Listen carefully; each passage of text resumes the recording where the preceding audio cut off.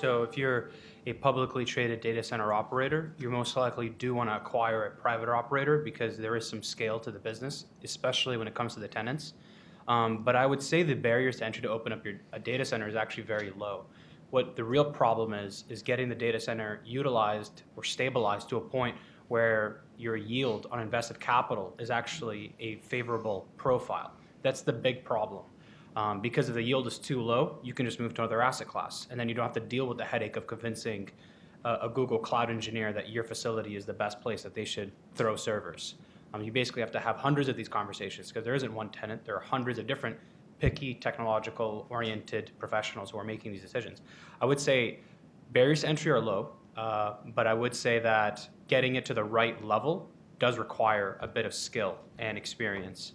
Obviously, there's massive scale benefits, massive synergies involved with that, but ultimately it really does come down to type of operator, type of tenants, ecosystem, the way you run your entire business, also quality, service level, et cetera. Some of the other things that are very common in other asset classes.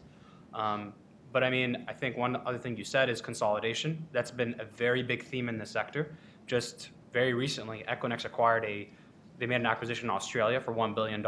Even if you take it about 6 months back, they spent $3.6 billion to acquire the Verizon data centers.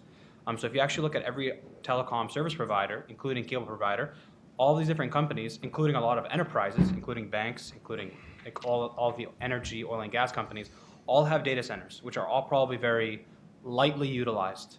What the data center operators are doing is consolidating all these lightly utilized data centers and rolling them up into very optimized, highly yielding assets. So that's the play that's occurring in the sector, which is what's driving it. Coincidentally, when you do that, you also optimize the IT architecture. You move to this model called the cloud model, which is the most efficient distribution of economics when it comes to cloud computing. So consolidation definitely very imminent, probably going to keep going. Just about 2 weeks ago, I did a presentation to the data center community here in New York. And what's interesting about the sector is there are only about 6 to 7 publicly traded data center operators, but there are about 30 private. And then there are about 30 other ones that are in the business in some way. Like, for example, Verizon's a data center operator indirectly. They upsell their enterprise customers to get into the business or to take on capacity. But all those businesses eventually are probably going to be divested or offloaded to other providers. And the main data center operators are mostly going to consolidate and drive the majority of the business. We're probably about 5 to 10 years away from real asset class maturity. So I mean, it's going to be a bunch of late nights for me, and I think maybe there are going to be a lot of CEOs going to get really rich off this because of all the private companies. So that's kind of like a little bit of the dynamics in the sector.